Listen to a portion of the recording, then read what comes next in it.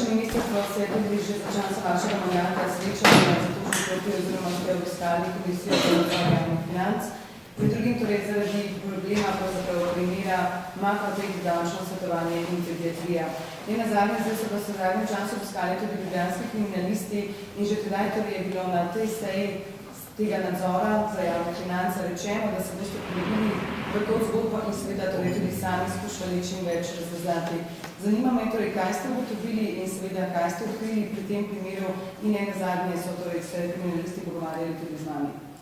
Kriminalisti se z mano niso pogovarjali, ampak so se pogovarjali v sektorju investicij. Pogovarjali so se na temo pediatrične klinike. Kaj več od tega vam jaz ne vem povedati, da je tudi za pediatrično kliniko zdaj narejena tako rekoč ključna zgodovina vseh pogodb, vseh dogodkov, poslovnih dogodkov, ki so se tu noter dogajali. Zdaj pa imamo mi cilj številka 1 je ta, da se pediatrična klinika gradi naprej, kar se že dogaja, kar ste lahko videli, da se gradi in da pridemo do konca te izvedbe. To je prvi cilj. Vse ostalo, kar pa kriminalisti iščejo in če iščejo, pa morajo pri nas dobiti tiste podatke, katere iščejo. Tako da s tem se pač ukvarjajo ljudje, ki so na teh delovnih mestih in še enkrat zato obstojajo institucije, da se s tem ukvarjajo.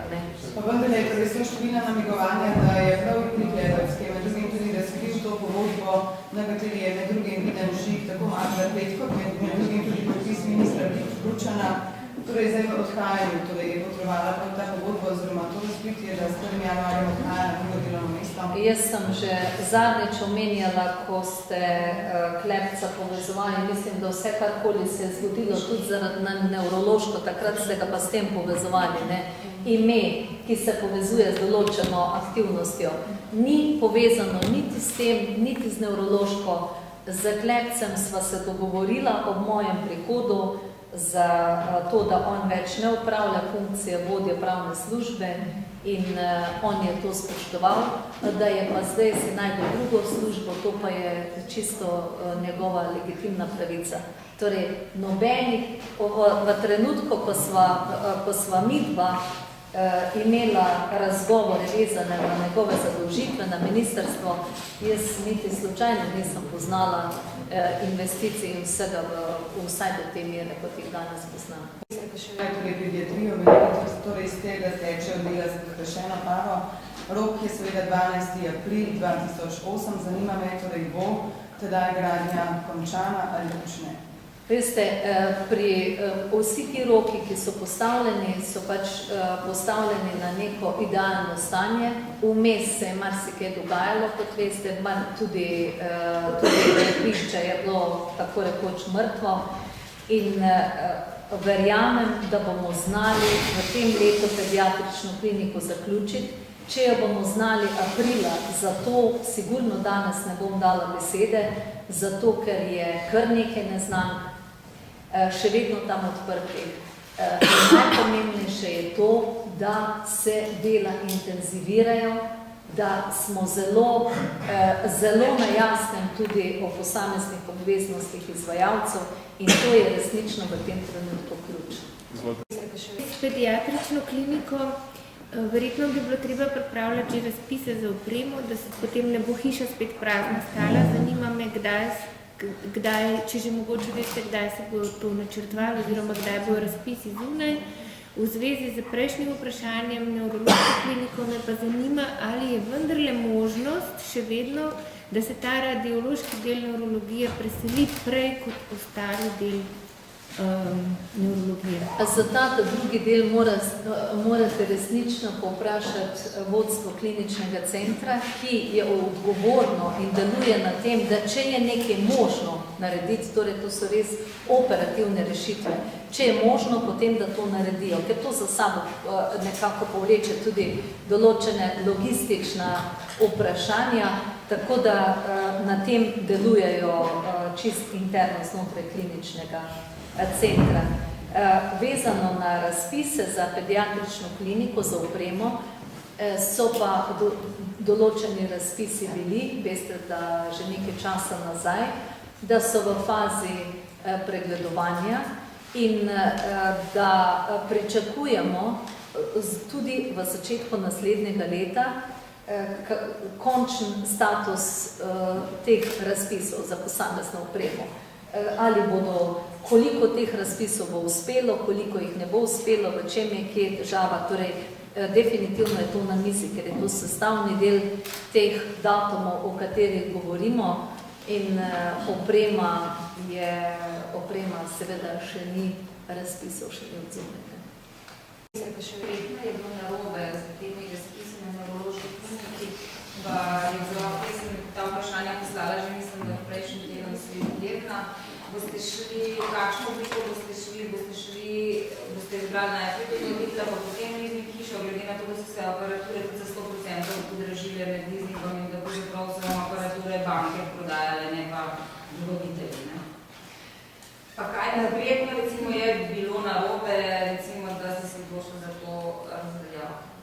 Veste, kaj je bilo narobe, sem omenila že zadnjič, da ponudniki niso bili v enakopravnem položaju, da so se vmes spreminjala merila. Torej, to je ključno, kar je. In če govorimo o tem, da moramo delovati zakonito, potem pač moramo se tukaj enih principov držati. To je en del, ki je vezan na to, zakaj je bil razveljavljen. Zdaj, kako ga bomo pa oblikovali na novo, je pa najprej onih 300 in še nekaj vprašanj treba dovolj in odgovorov dovolj dobro umestiti v ta razpis, dovolj dobro, da ne bomo tu zadev zapletli, da smo se dogovorili z nevrološko kliniko, da so sodelovali vsi ključni strokovnjaki na tem področju in definirali opremo, torej da ne bi šli v ponovno redefinicijo, kar je bila velika želja, da gremo spet od začetka. Torej to je ena izmed naslednjih odločitev, potem pa v te detajle, kako z leasingom, kako direktno, o tem pa je imenovana komisija, ki se bo s tem ukvarjala, ki je druga, kot je bila prej, in znotraj tega bodo seveda to dorekli. Tako da vam jaz tega odgovora leasing ali direktno opremaš dobavitelj ne bi znala dati. Bo pa ta odgovor sigurno jasno iz tega postopka. Kaj sta vam pa direktorici kliničnega centra povedali glede te diagnostelitve? Če sta vam že kaj povedali, ker vem, da med zdravniki vlada precej nezadovoljstva. Mislite, kako glede tega, kaj boste recimo zdaj tukaj kupovali, kot ste jim pač nekako napovedali, z donacijami? Nič od tega, ne, nič od tega. Jaz sem jim ponudila, če bi seveda bilo možno takrat, ko smo razveljavili razpis nevrološke, sem jim predlagala, da razmislijo o eni možnosti, da se selijo za staro opremo samo postelje, da kupimo nove, a ne, da s tem rešimo, recimo, da rešimo in gremo na ta način, ki seveda ne bi bil idealen, ampak če bi bil tehnično, tehnološko izvedljiv, na kar so se odločili, da to ni izvedljivo, da to ne gre in seveda, če ne gre, potem odpadejo tiste razmišljanja, tu smo razmišljali samo donacija za postelje, če to ne gre, potem pa imajo zdaj vprašanje tega, ali bi del opreme za diagnostiko eventualno lahko preselili in imeli diagnostiko tam. To pa je res, zdaj mora biti njihov odgovor. Skratka, je odvisno od njih, je to samo en detalj, en segment v tem, okrog katerega se očitno tudi znotraj zelo težko sporazumejo, kaj s tem.